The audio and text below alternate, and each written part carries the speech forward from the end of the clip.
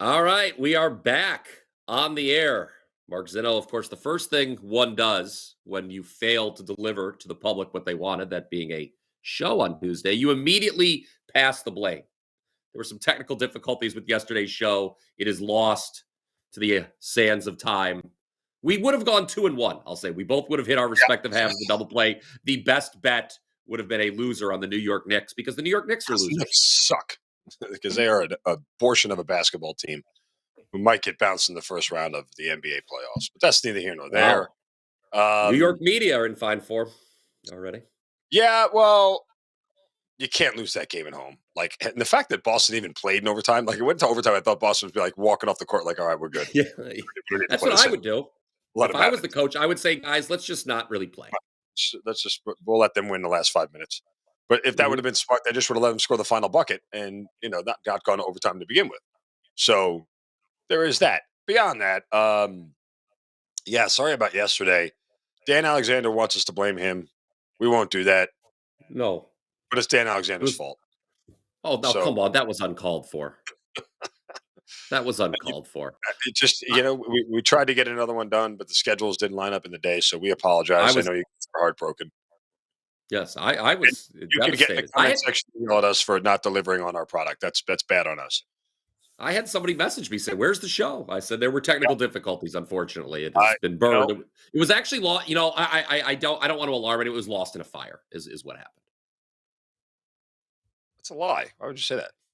I don't know. It sounded cool. You tried to up the ante with the drama level of the whole thing, and you ruined it as usual. I screwed it up. Now, speaking of screwing things up, hold on a second. Okay. I have a thing I have to get out. Oh no! Some would call this a rant. Dylan Cease, you suck. My $5 play yesterday was the San Diego Padres, and if you would have told me they were going to score 4 runs in the first 2 innings, in the first 5, I would have told you, hey, this is a great bet. Dylan Cease decided to give up 6 mother bleeping runs in the bottom of the first, all with 2 outs, and we were DOA on our half or on our $5 footlong. And yeah, I just say this much too.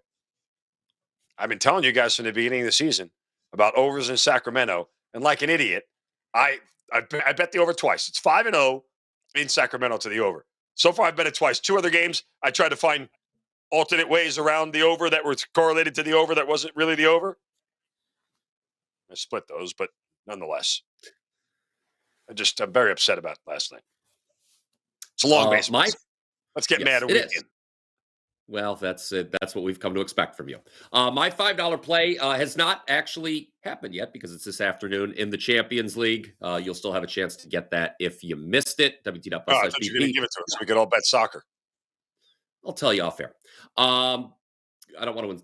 Anyway, one of the reasons that I'm very upset that yesterday's show was lost to time was there was a classic BP play, my half of the double play.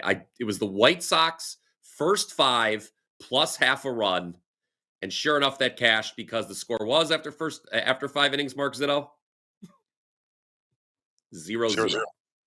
Yeah. There were no hits. I think by either team in it was chilly in Cleveland. Now I bring this up not to toot my own horn. Maybe I did bring it up to toot my own horn, but we're going to kick it to you for your half of the double play today. You think a few more runs on the board in Progressive Field when the Guardians host the White Sox? Tell them what your half of the double play is. Well, I mean, look, yesterday, okay, you had Ben, don't call me Blake Lively on the mound, who was a good pitcher, right? Despite he pitched well. Pitched very well.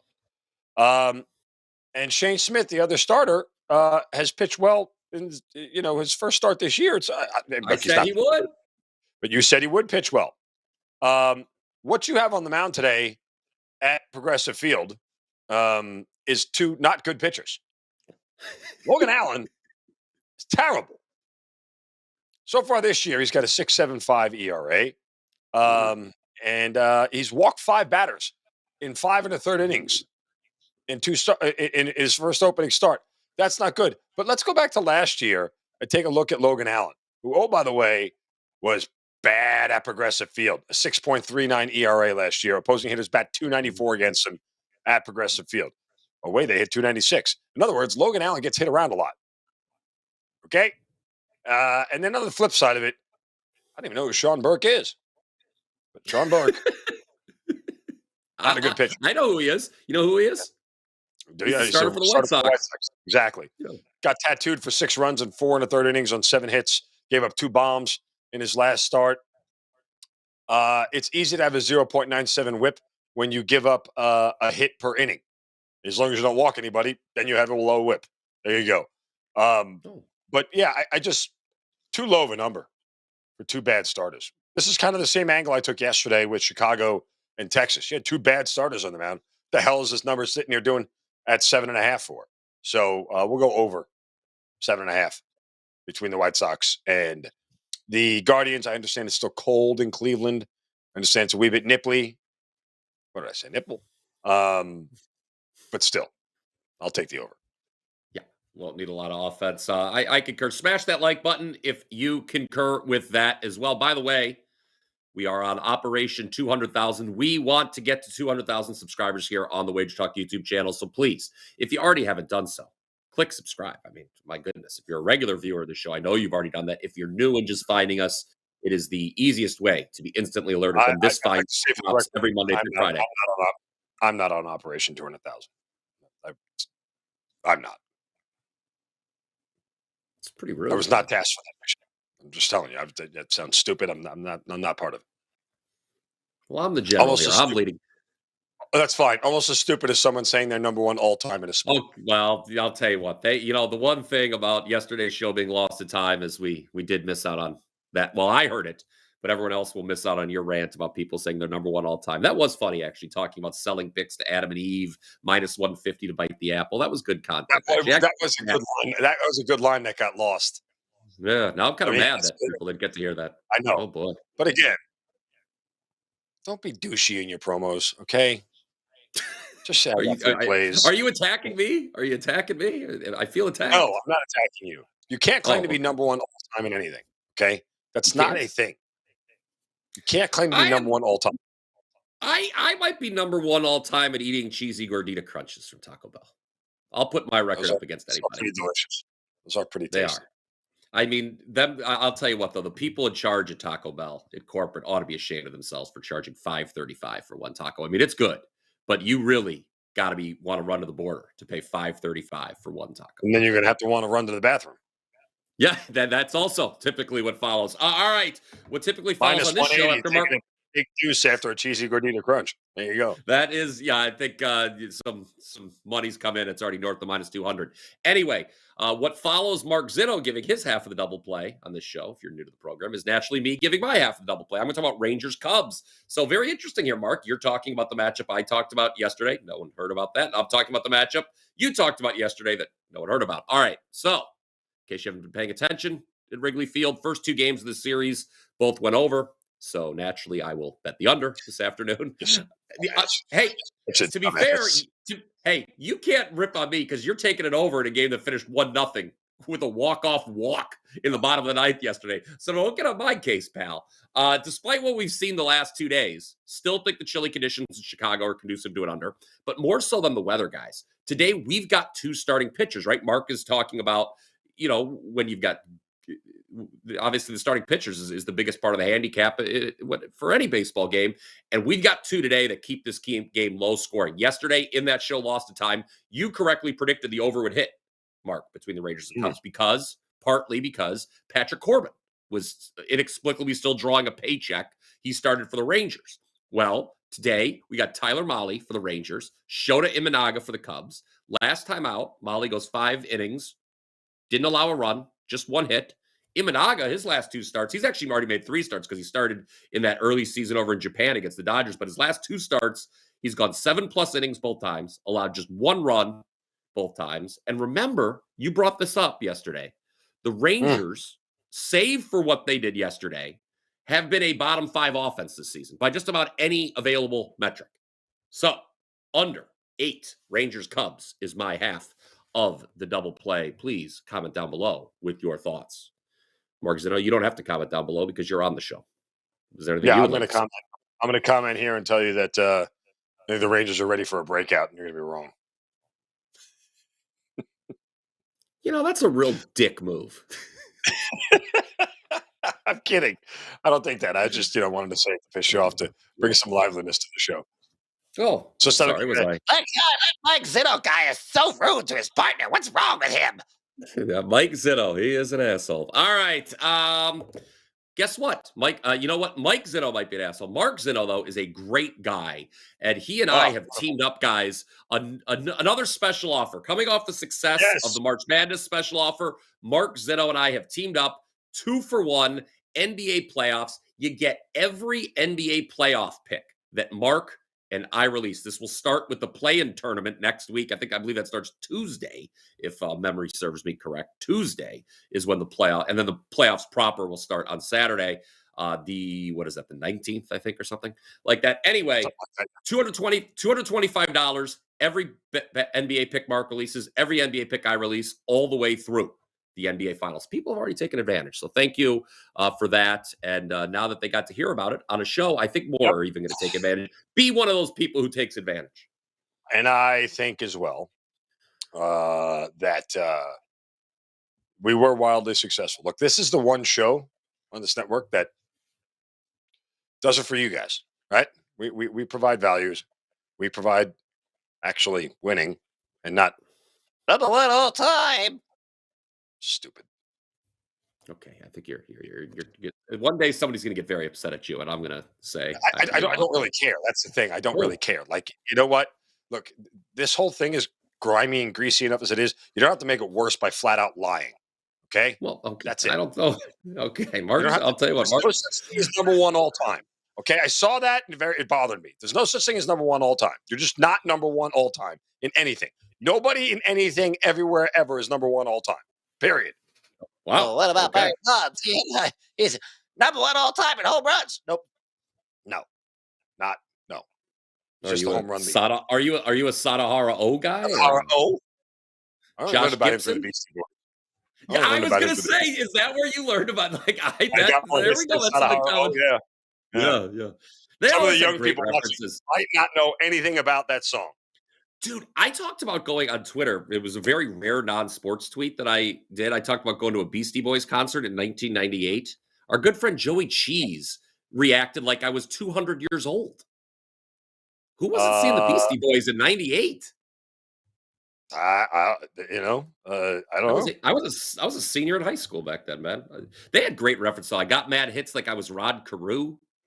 I mean, you always got that was good stuff. we have to have a moment. We have to have a moment of silence for Adam York, who's no longer with us. But Yes, three what a great run. white rappers from New York. They're all from New York, right? Yes, they were good New York boys. Yes, from your neck of the woods. I was going to ask if you grew up with them. Yes, I did. All right. Mom, I'm just jealous. It's the Beastie Boys. Paul's Boutique is my favorite Beastie Boys album. Comment down below with yours. All right, let's go to the NBA. I can't stand it. I know you're playing it. Sorry. It's a good song. I'm excited to shake this Watergate. That's ill communication. That's sabotage, of course.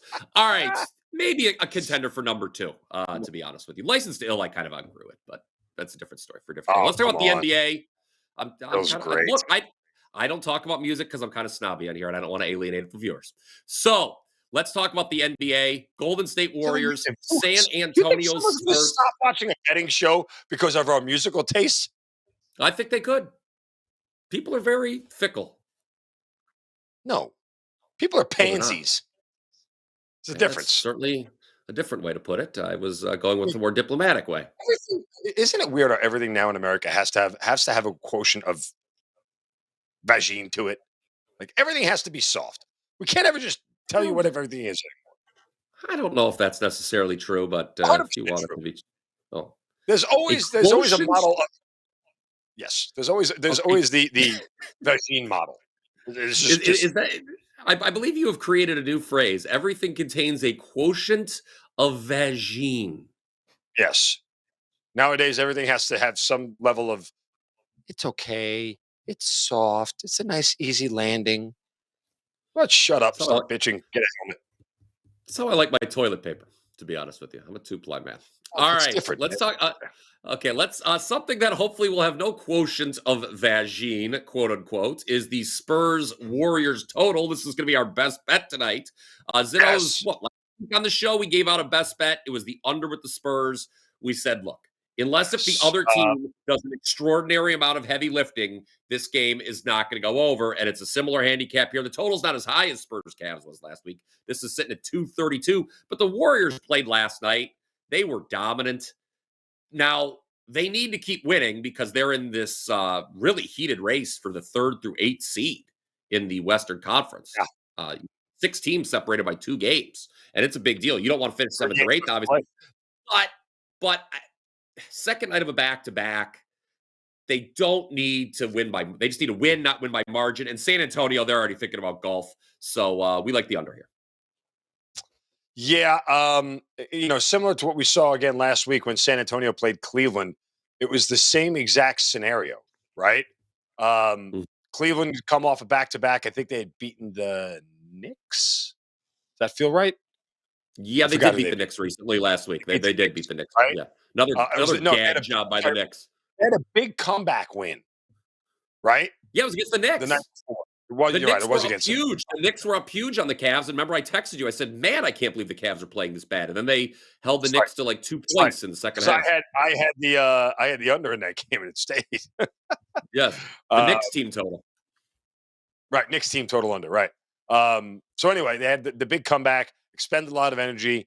Next night they came out very slow, very flat against the Spurs team. Granted, this was on the road. Golden State is home, but it's the same sort of model here, where Golden State doesn't have to do a whole lot to win this game. They're not going to try to win it by margin. It's certainly not worth laying, 12 or 13 that they're favored by? 15? Okay, I think it was 15, yeah. And so the Warriors here, granted they scored 148 last time against the Spurs, which was, 10 days ago, 11 days ago? Not what we're looking for here. No, not what we're looking for here. We don't want that. If that happens, we're in trouble. Put it this way. If the Warriors get to 125, we're going to be in trouble here. The idea is that they stay below 120 and we should be good. And that's really what it boils down to. 120 to 105. That keeps you under by a good margin here. And I think that's what happens. Yeah. I'm just looking real quick here. Golden State, I mentioned they were big winners last night. 133 to 95 over the rotting corpse that is the Phoenix Suns. The Warriors, they made 15 threes in the game last night. 28 of 34 from the line as well. So hopefully the old free throws are something that can always kill your under. Hopefully the Warriors are not going to the charity stripe with that amount of regularity tonight. All right.